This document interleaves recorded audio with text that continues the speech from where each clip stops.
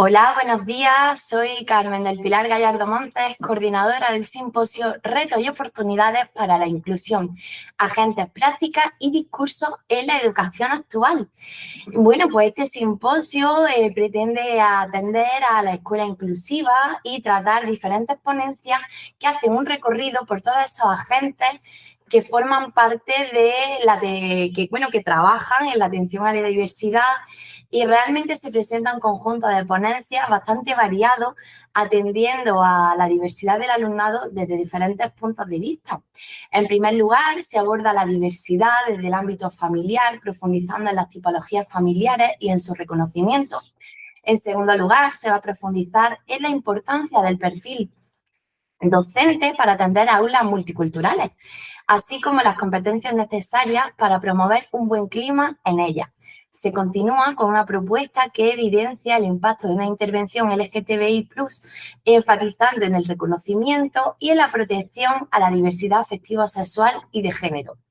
Tras esta ponencia se presenta la importancia de los cuentos infantiles para atender a la diversidad, examinando cómo los relatos promueven actitudes y valores valiosos para el desarrollo de la infancia. En quinto lugar, se cuenta con una propuesta que pretende abordar y ahondar en las posibilidades de apoyo, de personalización y de accesibilidad de la IA generativa en el contexto universitario en pro de una verdadera inclusión educativa. Para finalizar este simposio, la ponencia centrada en tecnología educativa para la atención del alumnado con necesidades específicas de apoyo educativo profundiza en el potencial de los recursos digitales para la participación y el aprendizaje. Pues bien, estas ponencias ofrecen una mirada hacia la educación y la inclusión educativa desde la perspectiva pues, de la familia, el profesorado, el alumnado, abarcando la diversidad funcional, la afectivo-sexual, la cultural y la familiar, valorando a su vez los aportes de la tecnología y los recursos literarios. Pues bien, damos paso a Paula Peregrina Nieva, que nos va a presentar la ponencia La diversidad familiar desde la perspectiva de la familia del alumnado, validación de un instrumento en el que participa nuestra autora principal, a la vez que María Jesús Caucel Cara, Cristian C. González y Julio Ballesta Claver. Damos paso. Gracias, Paula. Muchas gracias, buenos días a todos. Voy a compartir la pantalla. A ver, ¿me confirmáis si se ve bien? Estupendo. Y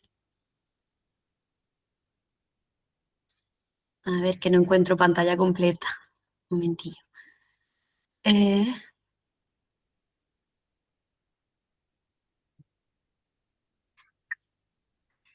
Bueno, buenos días a todos. Como decía la doctora Carmen Gallardo, soy Paula Peregrina y voy a presentar junto con mis compañeros la ponencia titulada La diversidad familiar desde la perspectiva de la familia del alumnado, validación de un instrumento. Para comenzar, es importante señalar el hecho de que la familia es un agente clave en la educación del alumnado, tanto de infantil como de primaria. Sin embargo, la revisión de la literatura señala que las escuelas de infantil y primaria no están suficientemente preparadas para dar respuesta a modelos de familia que se diferencien del modelo de familia tradicional. Como modelo de familia tradicional, interpretamos aquel que está formado por un padre y una madre heterosexuales y la descendencia de los mismos. ¿Qué ocurre? Que en la actualidad, debido a diferentes cambios sociales, como la incorporación de la mujer a la vida laboral o las nuevas relaciones de amor y pareja, ha hecho que la diversidad familiar sea una realidad social, lo que hace que los centros deben estar preparados para atender a esta diversidad. Sin embargo, cuando se analiza cómo los diferentes estudios han abordado la diversidad familiar, se observa que estas investigaciones no abordan cómo la diversidad familiar es percibida por las propias familias del alumnado.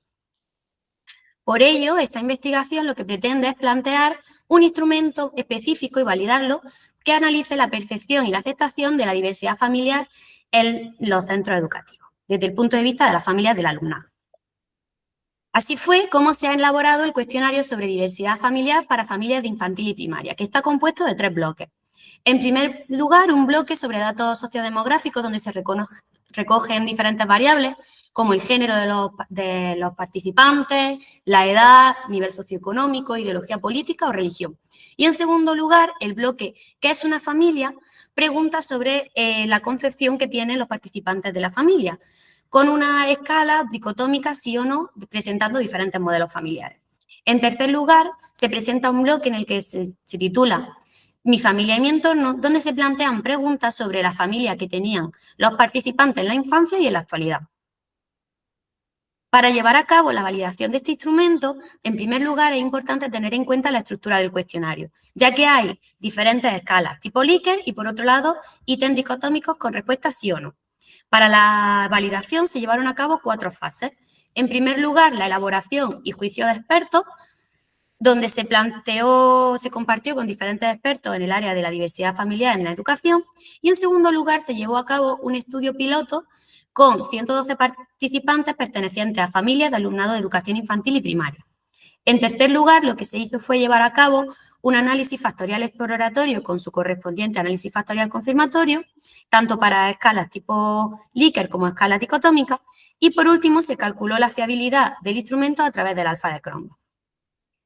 En el caso de las escalas Likert, el análisis factorial exploratorio dividió en 4 factores el instrumento: implicación familiar, adecuación familiar, relaciones en la familia y relaciones actuales, lo que explicó el 82,62% de la varianza. Cuando se aplicó el análisis factorial exploratorio con el programa R, todos los valores de las diferentes pruebas que se aplicaron fueron aceptables y válidas.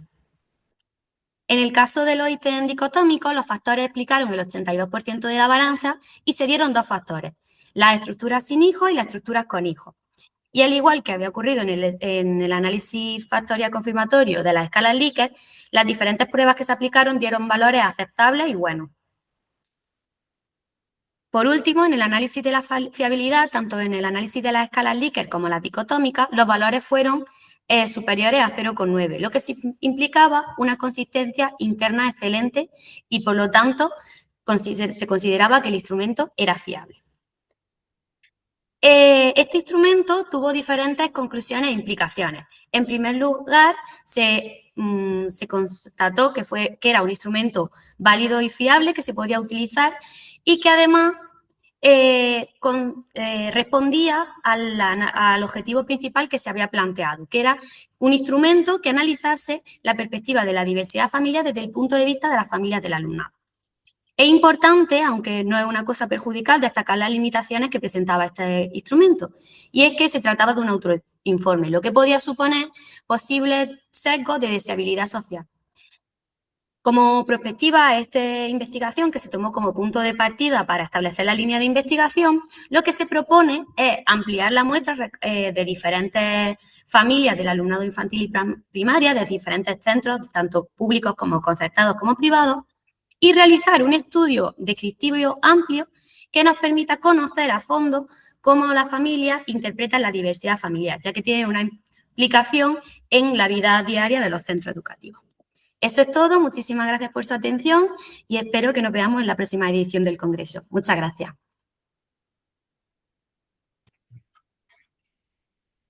Paula, muchísimas gracias por esta presentación tan clara y tan necesaria, porque realmente la diversidad familiar no es un ámbito que esté muy trabajado y finalmente, bueno, nos presenta un instrumento con unas propiedades psicométricas excelentes, así que seguro que esa perspectiva de investigación se cumple y amplía la muestra y no solo se queda un estudio piloto.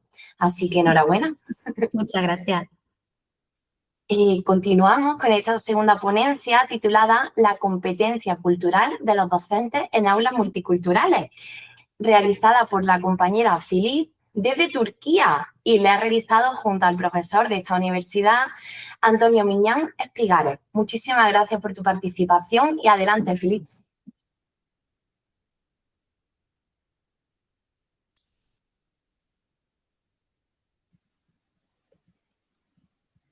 Ver. ¿Podéis ver mi pantalla? Ahora mismo no vemos tu presentación.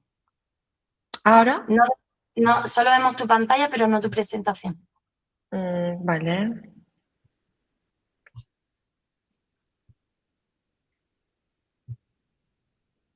se nos ha ido. Lo siento. No te preocupes. No sé por qué no se ve.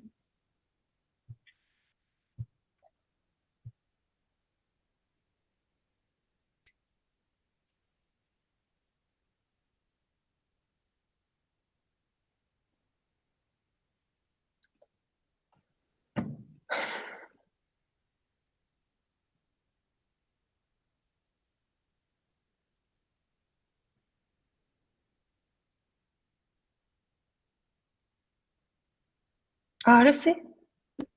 Ahora sí. Adelante, gracias.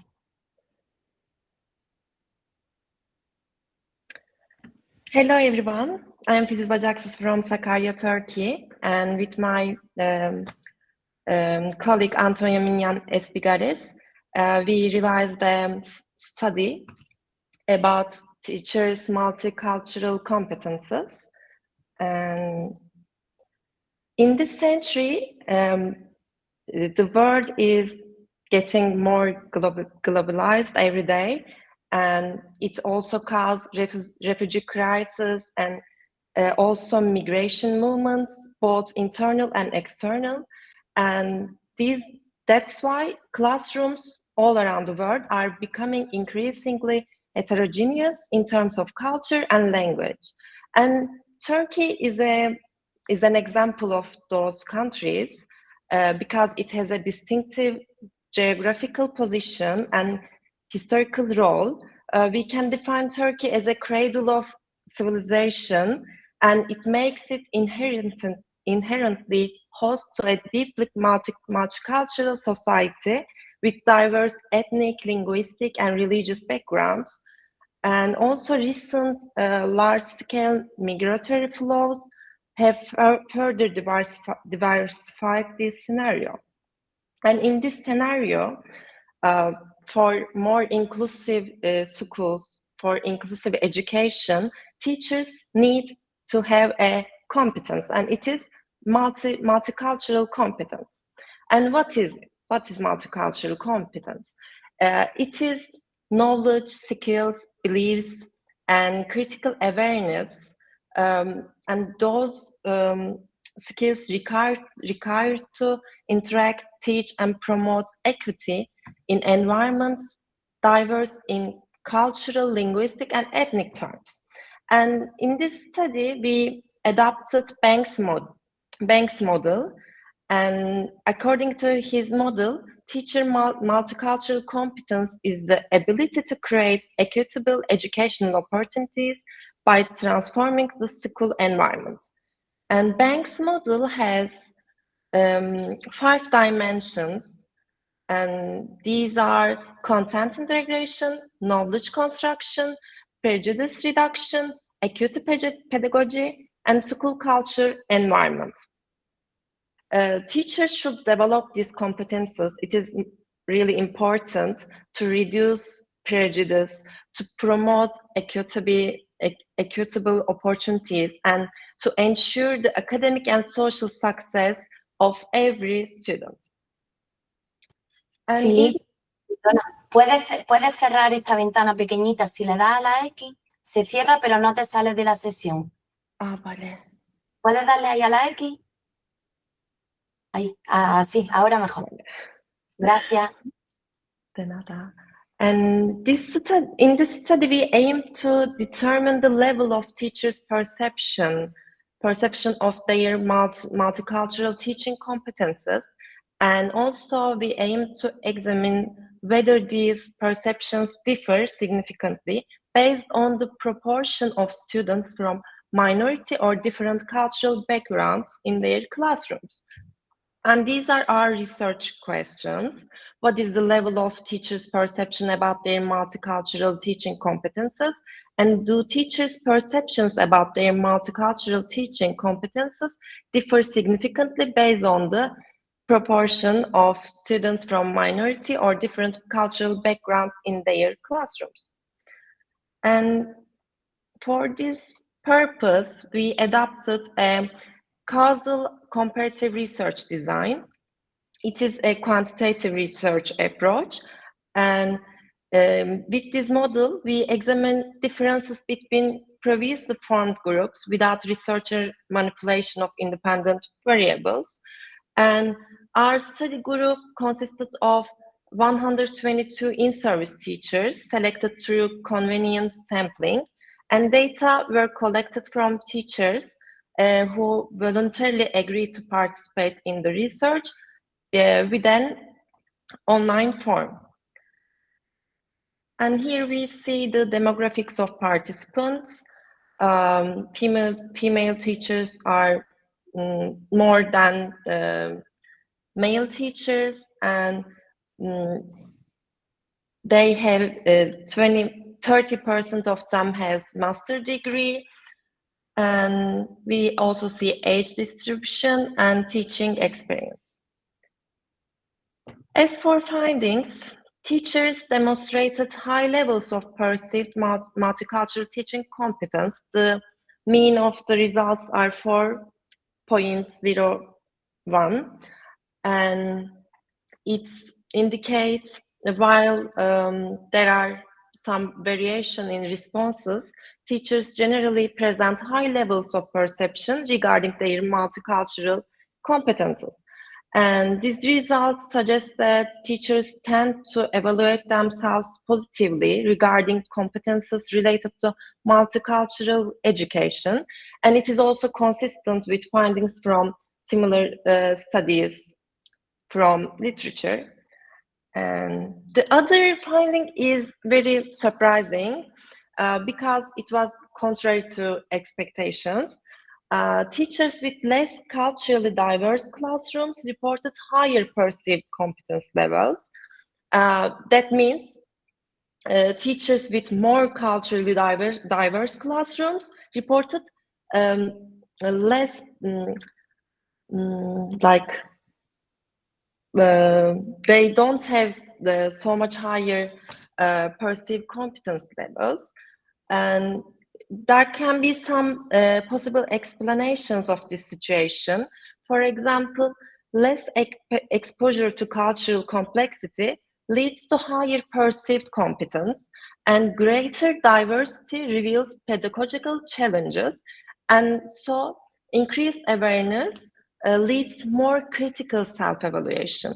That's why teachers with more culturally diverse classrooms, they don't think they are more capable of, they don't think they have this competence because they are more critical about their competence. They are their professional qualities, because they have more pedagogical challenges. And as for conclusions, teachers generally perceive themselves as competent in multicultural teaching, and it is also consistent with previous research. And direct experience with diversity doesn't automatically increase perceived competence. It may lead to more critical evaluation. As for recommendations, teacher training in multicultural education should be trained through practical experiences with culturally diverse contexts. And in-service education programs should be developed specifically for teachers working in highly diverse classrooms. And also diverse evaluation methods should be employed, combining self-reports with classroom observations, interviews, or external assessments. Thank you for listening to me. If you have further questions, you can reach me out through my email address. Thank you. Gracias, Philippe, por esta presentación tan clara y tan fácil de comprender, porque, bueno, nos ha dado finalmente unas recomendaciones de la importancia de trabajar el área cultural, multicultural con los docentes y bueno, has tenido un cierre de la ponencia muy ilustrado, ¿no? Que nos ayuda a comprender un poquito más todo lo que nos has contado en este rato. Así que muchísimas gracias. A ti. Vamos con la tercera ponencia titulada Resultados de una intervención formativa sobre diversidad LGTBI+ con profesionales de la educación, desarrollado por nuestro compañero Jesús Esteban Mora y Belén Rodríguez Chávez. Adelante. Bueno, muy buenas. Voy a ver si presento. ¿Lo veis, no? Sí, estupendamente. Vale. Aquí. Perfecto. Bueno, pues como ha dicho la doctora Carmen, presentamos los resultados de una intervención formativa sobre diversidad LGTBI. En primer lugar, decir que a nivel global y nacional, las personas del colectivo LGTBI siguen enfrentando discriminación y violencia en muchos ámbitos. Por ejemplo, en más de 60 países del mundo todavía se criminalizan las relaciones de personas entre el mismo sexo. En España, concretamente, el último informe de delitos de odio nos habla de que son por orientación sexual o identidad de género, el 25%. Y luego, finalmente, si nos ceñimos al ámbito educativo, a partir del primer y único informe que se ha hecho sobre acoso escolar a nivel nacional de 2023, nos habla de que el 10% del alumnado que sufre acoso escolar se identifica como persona LGTBI. Además, la literatura reciente evidencia que el acoso, la invisibilización curricular y la falta de políticas inclusivas generan entornos educativos hostiles que afectan negativamente al bienestar y la autoestima, y así como el rendimiento académico de estas personas. Estas experiencias de exclusión impactan tanto como he dicho, en el rendimiento académico y en aspectos más personales como que pueden generar ansiedad, depresión o una sensación de aislamiento y que no puedan cumplir con la etapa educativa. Esta situación, además, nos evidencia la necesidad de que el profesorado contribuya a generar espacios más seguros, más respetuosos e inclusivos para todo el alumnado. Actualmente contamos con un marco legal sólido como la Ley 423 de Igualdad Real y Efectiva hacia las personas LGTBI. Y como dice, para dar respuesta también a estas demandas, el profesorado requiere de una formación adecuada y con ello la implementación de unas pedagogías queer que están orientadas a cuestionar y transformar las normas y valores hegemónicos, promoviendo así una reflexión crítica sobre la sexualidad y el género en la escuela. Sin embargo, la formación inicial docente sigue siendo limitada y sigue siendo fragmentada, por lo que existe una brecha entre la normativa y la aplicación real en las aulas. La literatura actual evidencia la falta de estudios que evalúen los conocimientos, no tanto las actitudes, pero los conocimientos sí, adquiridos tras formaciones específicas o el mero hecho de estar en el sistema universitario. A su vez, los pocos estudios que existen muestran que una intervención educativa puede mejorar no solo los conocimientos, sino también con las actitudes, con las actitudes y con la predisposición del profesorado a implementar cambios en su práctica docente. Por ello, el objetivo de este estudio fue analizar los conocimientos relacionados con la comunidad LGTBI en estudiantes de la Facultad de Ciencias de la Educación tras una intervención formativa a nivel de pilotaje, de estudio piloto. El método seguido fue un diseño cuantitativo preexperimental con secuencia pre-test post-test de un único grupo que estuvo compuesto por 38 estudiantes de los grados de la Facultad de Ciencias de la Educación de la UGR, de la Universidad de Granada, los grados de Educación Infantil, Educación Primaria, Educación Social y Pedagogía. Para medir los conocimientos se utilizó el cuestionario creado por el proyecto DISEXGO, más concretamente las dos escalas generales de diversidad afectivo-sexual, compuesta por 18 ítems, y relativas a la diversidad corporal y de género, compuesta por 8 ítems. Este cuestionario incluyó 3 alternativas de respuestas, sí, no y no lo sé. Para interpretar el nivel de conocimiento se medía el número de respuestas correctas. Finalmente, para el análisis de los datos se utilizó la prueba de rangos con signo Wilkinson para ver los cambios entre la medida del pre-test y el post-test, y a su vez se observó también el tamaño del efecto. La intervención, por su parte, estuvo compuesta por 25 horas formativas centradas en desmontar mitos, prejuicios, también relativo a terminología de comunidad LGTBI, normativa y LGTBI-fobia tanto dentro como fuera del ámbito educativo. Y a su vez se analizaron materiales audiovisuales y se hicieron entrevistas a docentes. Por tanto, los resultados mostraron una mejora significativa en ambas escalas evaluadas, en ambas dimensiones, ya que vemos el cambio de las medianas de la medida pre-test a la post-test. Y en cuanto al nivel de significatividad, algunos cambios fueron significativos, además de que el tamaño del efecto fue un tamaño grande. Finalmente, decir que, bueno, programas breves pero bien estructurados logran cubrir estas lagunas que puede tener el profesorado. Un hallazgo interesante fue que los temas afectivos sexuales, es decir, las personas LGB, resultaron más asequibles que los resultados relacionados con la identidades trans e intersex, lo que nos indica dónde podemos reforzar más en el currículum. Y finalmente decir que la formación esta formación concreta permite cuestionar la heteronormatividad y construir marcos pedagógicos más inclusivos. Concluir que en conclusión, la formación docente es un recurso fundamental para generar espacios seguros y equitativos. Sin docentes formados, las leyes solo se quedan en un papel. Las limitaciones, podemos decir, el tamaño de la muestra, la diversidad, ya que la mayoría de esas personas eran mujeres, y además podemos establecer un grupo control en futuras investigaciones para hacer otro tipo de comparaciones. Y, bueno, pues futuras líneas, evaluar la transferencia real de estos conocimientos, así como evaluar actitudes o incluso añadir otras variables que se puedan estudiar, como la ideología política, el género o la ideología religiosa. Y con esto, pues muchas gracias por su atención. Jesús, muchísimas gracias a ti. Qué ponencia más interesante. De verdad, me alegra mucho que estés trabajando este tema y no me cabe la menor duda que seguirás haciéndolo y difundiendo sobre este ámbito de vital importancia, sobre todo en nuestra sociedad y aún más en una facultad de educación como es la nuestra. Enhorabuena. Gracias. Bueno, pues vamos a dar paso a la cuarta ponencia de esta mañana, titulada Atención a la diversidad a través de los cuentos, un análisis de las bibliotecas infantiles, desarrollada por Marta Aparicio Puerta. Adelante. Muchas gracias. Voy a compartir. Un segundo. A ver, voy a quitar esto. Vale. ¿Lo estáis viendo, verdad? Sí. Vale, genial.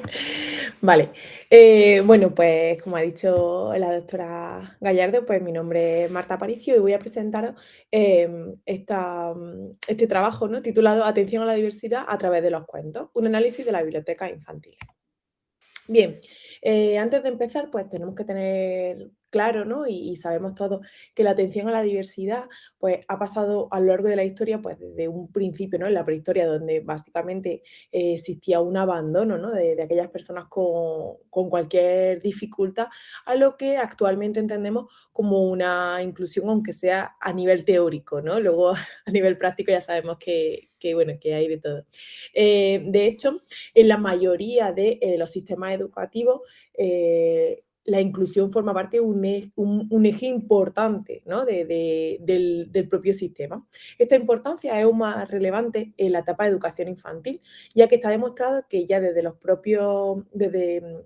3 años, los menores ya tienen sus propios prejuicios, sus propias ideas sobre los demás. De manera que cuanto antes empecemos a trabajarlos, si estos son negativos, pues más fácil será modificar pues esos pensamientos o esas actitudes negativas. Para trabajar esta inclusión de manera efectiva, necesitamos no solamente una formación, ¿no?, mejorar esos conocimientos, sino también una serie de actitudes positivas y estrategias pedagógicas adecuadas, pues, a la diversidad del alumnado que existe hoy en día en nuestra aula. Para ello, en educación infantil, pues, probablemente no haya mejor recurso que los cuentos, ya que sabemos que tiene una gran cantidad de beneficios, no solamente pues, para mejorar aspectos lingüísticos, ¿no?, aspectos de creatividad, sino incluso para permitirnos trabajar conceptos o ideas quizás más abstractas de una manera sencilla, como puede ser, por ejemplo, pues eso, la atención a la diversidad o el comprender la empatía, el comprender las diferencias. Estos beneficios son aún más importantes para aquellos estudiantes con cualquier tipo de necesidad, ya que les permite además sentirse representados en los recursos, en las actividades, en aquellos materiales que se utilizan en el día a día en su aula, algo que pues, desgraciadamente no ocurre con normalidad. De hecho, pues son varias ya las investigaciones que han demostrado que son pocos los cuentos que que trabajan, que representan de alguna forma la discapacidad. Y los que lo hacen, pues tampoco lo hacen de manera muy acertada, presentándola muchas veces como que tienen superpoderes o representándola a través de características que realmente no se corresponden con la realidad. Otra posibilidad que tenemos es directamente, pues los cuentos clásicos que hemos utilizado durante toda la vida, poder adaptarlos para que tengan ese carácter inclusivo. Por tanto, el objetivo de esta investigación es analizar los cuentos existentes en la biblioteca de diferentes aulas de educación infantil, pues para comprobar qué tipo de recursos existen en esta aula. Para ello, pues se ha contado con la participación de 40 aulas de educación infantil de la provincia de Almería, con una representación tanto de aulas del primer y segundo ciclo como de colegios públicos y privados. Y el instrumento que se ha utilizado es un instrumento creado para la ocasión que estaba compuesto por una primera parte que recogía información sociodemográfica y una segunda parte con la selección de cuentos inclusivos para educación infantil que realizaron en su momento Tovar y Polo en 2020. El procedimiento a seguir fue, nos pusimos en contacto con los centros, aquellos que aceptaron participar en este estudio. Nos reunimos con ellos para explicarle un poco simplemente cómo se iba a llevar a cabo. Los docentes participantes complementaron el cuestionario y posteriormente analizamos los datos que se obtuvieron. Así pues conseguimos estos resultados, ¿no? Los cuales se han obtenido a través de un análisis descriptivo y de carácter cualitativo. En total se analizaron un total de 40 bibliotecas, las cuales contaban con aproximadamente 2.484 cuentos. De estos, solamente 173 trabajaban de alguna forma la diversidad y la inclusión. Es decir, estamos hablando de que no llega ni siquiera al 7% de la representación. De hecho, hasta en 8 bibliotecas no existía ni un solo cuento que trabajara de alguna forma esta diversidad. Y más de la mitad de las bibliotecas analizadas, la representación de sus cuentos inclusivos estaba por debajo del 10%. Tan solo una sola biblioteca, la representación de cuentos que trabajaran de manera, bueno, sin entrar en si era acertada o no, ¿no? Si que trabajaran de alguna forma la inclusión, superaba el 50%. También se tuvieron en cuenta, se analizaron otras variables, como el hecho de si influía el ciclo o no y el tipo de centro, pero no aportaron una diferencia significativa. En concreto, si analizamos los cuentos que sí que existían en esta biblioteca, pues vemos que aquellos que se repetían de manera más continuada, realmente representaban la diversidad de manera abstracta, pues como, perdón, como es el caso, por ejemplo, de Cuatro esquinitas de nada, que lo representa a través de figuras geométricas. Y otro de los, entre comillas, problemas es que los personajes que representan esa diversidad, esa dificultad, son animales, no son personas, como por ejemplo el caso de Elmer, lo cual evidentemente pues dificulta el sentirse representado o el comprender estas características, estas dificultades. Por tanto, tenemos claro que la inclusión es una preocupación para todos, o por lo menos, como decía, a nivel teórico así lo parece, pero realmente a nivel práctico sigue siendo una tarea pendiente. Para poder lograr esta inclusión entre millones de medidas que hay que llevar a cabo, es fundamental que la diversidad esté representada en los recursos que se utilizan en el día a día en el aula, como por ejemplo los cuentos, que ya hemos visto la gran cantidad de beneficios que nos aportan. Esta falta de representación que hemos visto en los resultados, esta falta de representación de la diversidad funcional en los cuentos, ¿no? En la literatura infantil y en general en los recursos que se utilizan en el aula en esta etapa. Y de hecho, cuando existen, lo que lleva más bien a una representación abstracta, lo que hace es pues, que representa la diversidad está poco y mal representada. ¿vale? Como ya se había visto en otros casos, en otros estudios.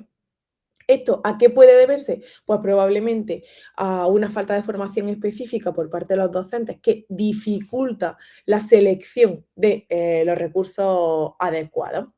Y por supuesto tiene una serie de consecuencias, y es que dificulta la sensibilidad y el conocimiento, tanto para los docentes como para los propios estudiantes, lo cual suele llevar asociado unas actitudes más negativas hacia esta diversidad. Además, es fundamental tener en cuenta que tampoco sería suficiente con que existieran estos cuentos, sino que hay que investigar un poco más y saber cuál es el uso de estos cuentos, ya que se necesita que estos cuentos sean apoyados además con una serie de actividades que ayuden a la reflexión y la comprensión realmente de esta diversidad. Por tanto, por último, como conclusiones, podemos decir que es fundamental trabajar de manera conjunta para construir entre todos una sociedad más inclusiva, lo cual es un deber y una responsabilidad que ha de comenzar desde las escuelas y, sobre todo, desde la etapa de educación infantil, desde los primeros años. Para ello, en la aula es fundamental que existan recursos para ellos, que le facilite pues, el conocimiento y la sensibilización y el ayudarle a ser más empático con la diversidad y con las diferencias. Esta investigación, al igual que ya había ocurrido en otras ocasiones, se ha encontrado con que esto no ocurre, con que hay una ausencia muy notable de cuentos en la aula de educación infantil que trabajen de manera adecuada esta inclusión, lo cual puede justificar las actitudes negativas que ya en esta etapa se han encontrado en otros estudios hacia la inclusión y hacia la discapacidad en concreto. Por tanto, es fundamental seguir formando a los docentes y a los futuros docentes, tanto en inclusión de manera general como en concreto en recursos para poder, en cosas prácticas para poder llevarla a cabo. Y además no podemos olvidarnos de otro agente que es fundamental, especialmente en educación infantil, como es la familia, y hacerlos partícipes también de todas estas propuestas y de todas estas intervenciones. Y ya, por último, aquí algunas de las referencias que hemos utilizado para llevar a cabo esta investigación. Muchísimas gracias. Marta, muchísimas gracias. Me deja sorprendida, enhorabuena. Qué trabajo más bonito y tan necesario. Ya me dejas con la duda de cuándo un cuento es bueno y cuándo no. Muchas gracias por toda la claridad en tu presentación. Seguro que te pido consejos sobre algún cuento porque has demostrado, bueno, tener un bagaje más que suficiente en esto. Pues bueno, tras esta ponencia damos paso a la quinta de la mañana de hoy, titulada Entre el impulso y el obstáculo, percepciones del estudiantado sobre IA generativa y su papel en la inclusión educativa. Desarrollada por las compañeras Joana Muñoz, Carmen Lucena, Lina Higuera y presentada por nuestra compañera Marta Medina. Adelante. Bien, muchas gracias, compañeras. Gracias, Carmen. Pues vamos a ver, vamos a compartir. Bien, como... Voy a cortar aquí.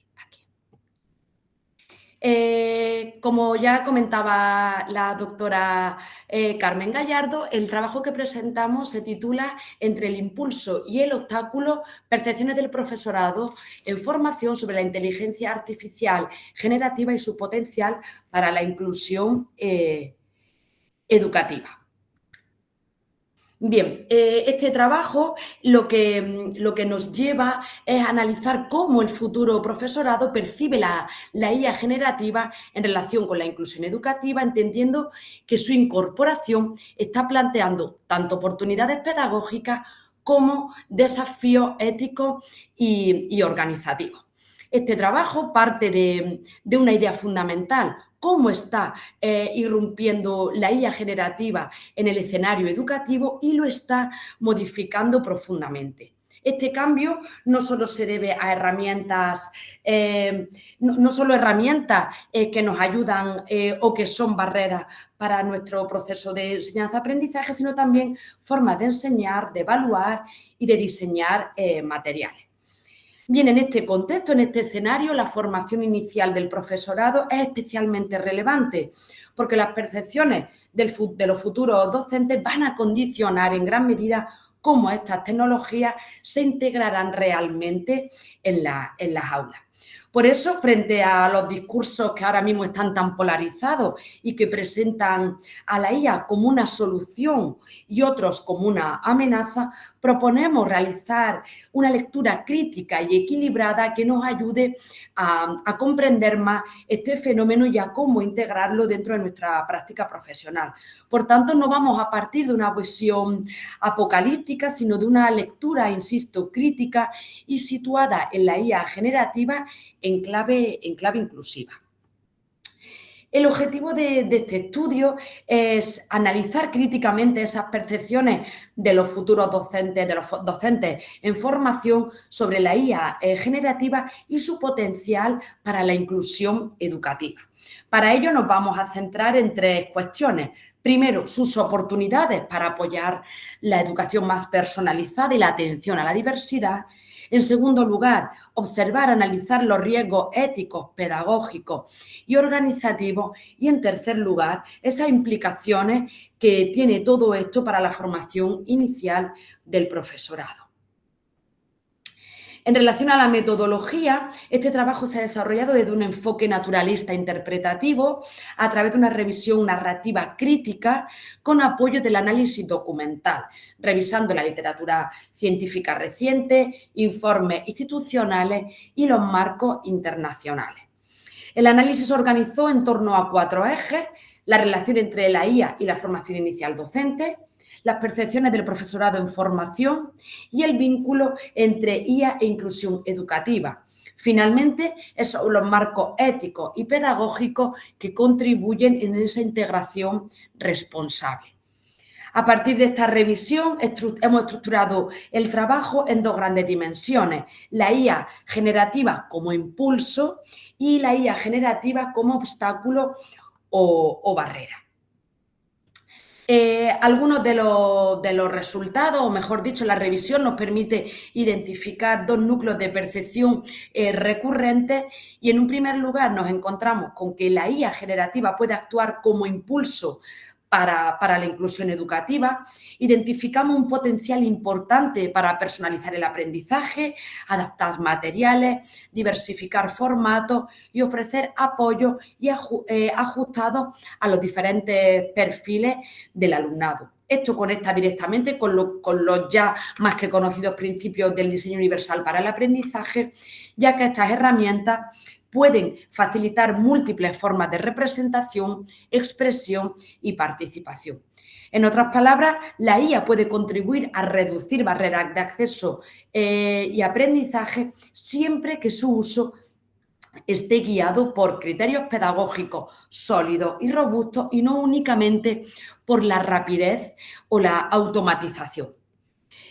Otro de los resultados, otra de las cuestiones que recogemos de esa revisión de la literatura es que la IA también puede convertirse en un obstáculo.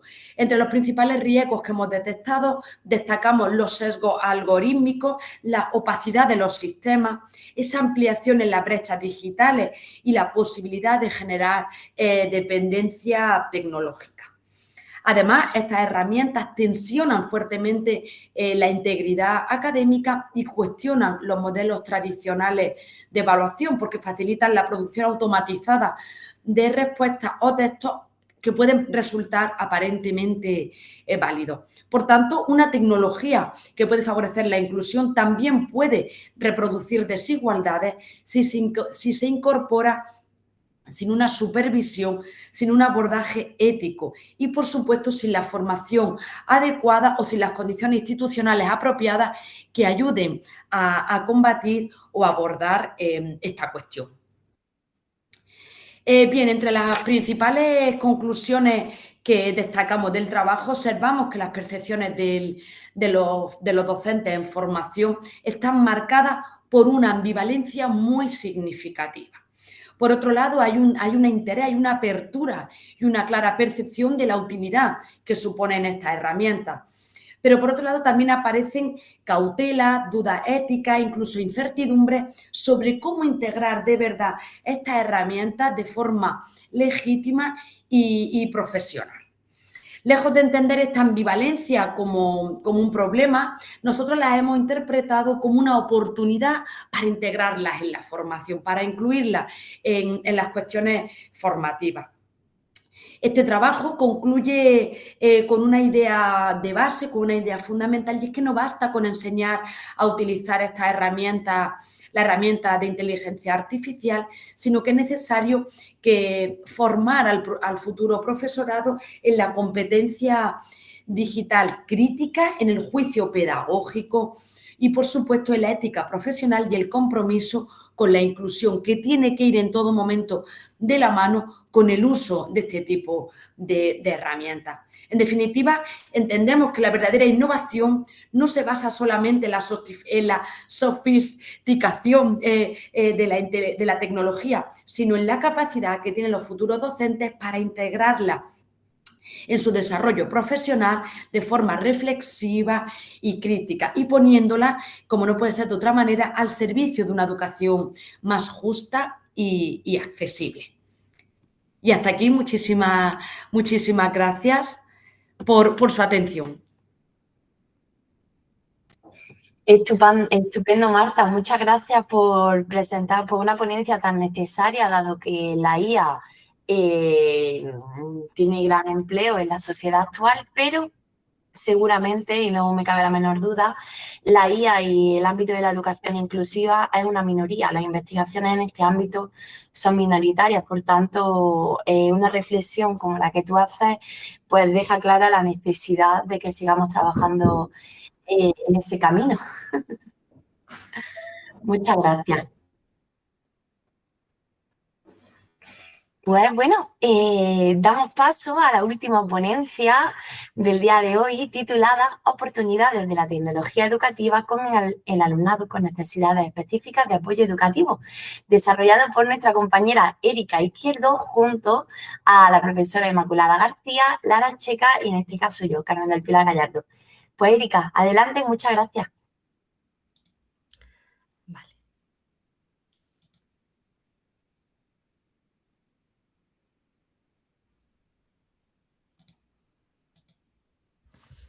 ¿Lo veis? Ahora mismo no vemos tu pantalla compartida. Ahora sí. Vale.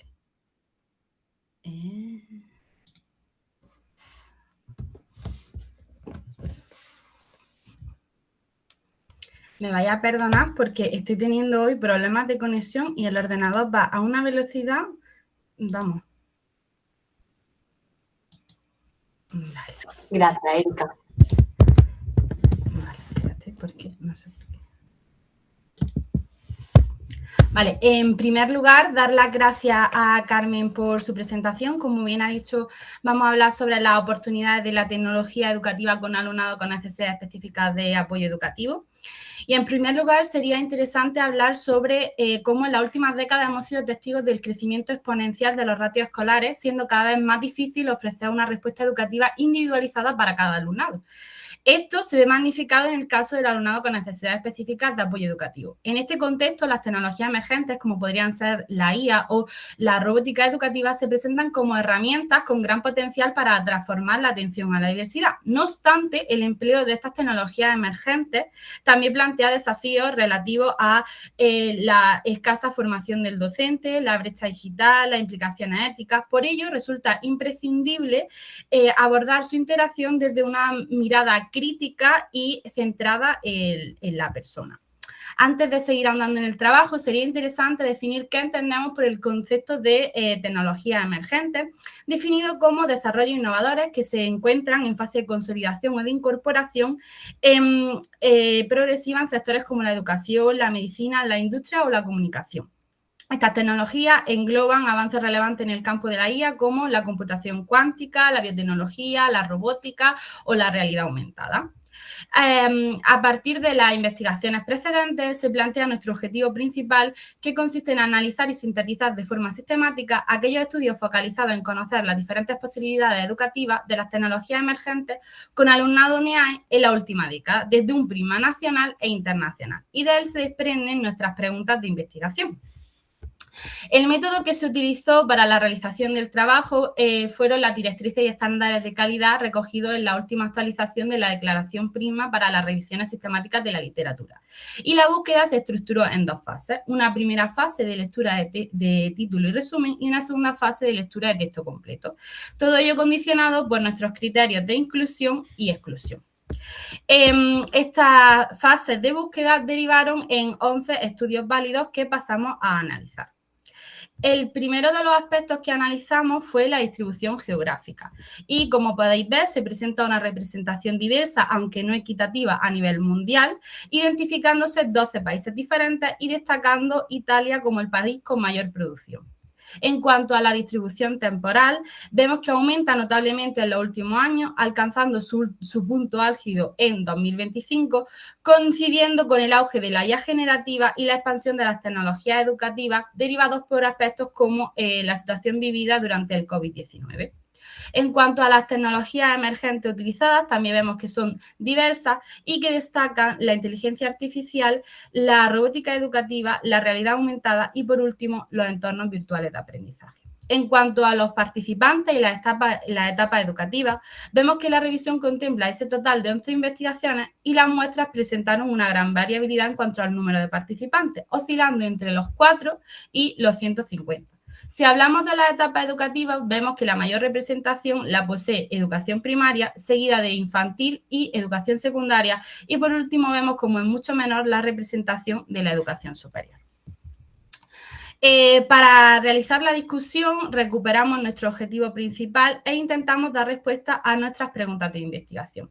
La primera era conocer qué aplicaciones y herramientas basadas en tecnologías emergentes se utilizan para potenciar el desarrollo del alumnado NEAE en sus distintos ámbitos de aprendizaje.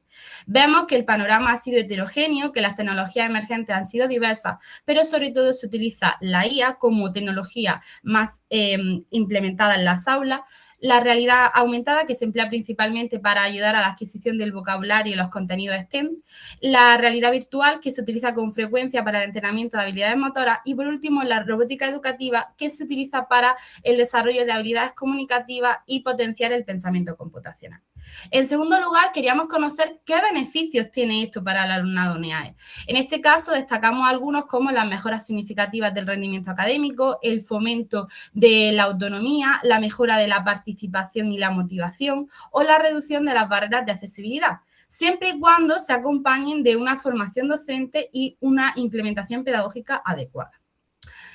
También nos propusimos conocer cuál era la distribución temporal y geográfica de los estudios realizados en este contexto y, como hemos comentado antes, destaca como país con mayor producción científica Italia y el punto álgido lo encontramos en el año 2025. Por último, quisimos conocer en qué colectivo NEAE se centran las principales investigaciones examinadas. Y vimos cómo el foco de atención se encontraba en el alumnado con discapacidad intelectual y trastorno del espectro autista, dejando relegado a un segundo orden aquellos otros tipos de NEAE prevalentes en nuestro sistema educativo actual.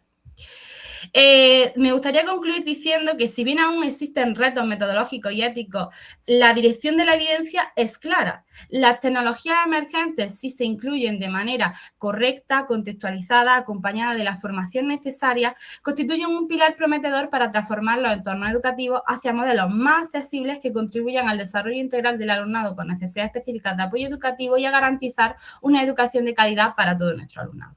Por último, me gustaría presentarles las referencias bibliográficas que utilizamos para la realización de esta investigación y darles las gracias por su atención. Espero vernos en la siguiente edición del Congreso. Muchísimas gracias, Erika. Parece que los resultados de este estudio enlazaban perfectamente con la ponencia anterior, donde veíamos que la IA generativa era la tecnología emergente más empleada con el colectivo de alumnos con necesidades específicas de apoyo educativo.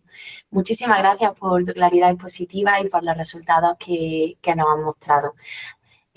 Bueno, compañeros, muchísimas gracias por participar en este simposio. Creo que hemos presentado unas ponencias, bueno, habéis presentado unas ponencias magníficas que nos han permitido echar una ojeada, una mirada amplia e inclusiva a las formas de atender a la diversidad desde la educación superior hasta la educación infantil.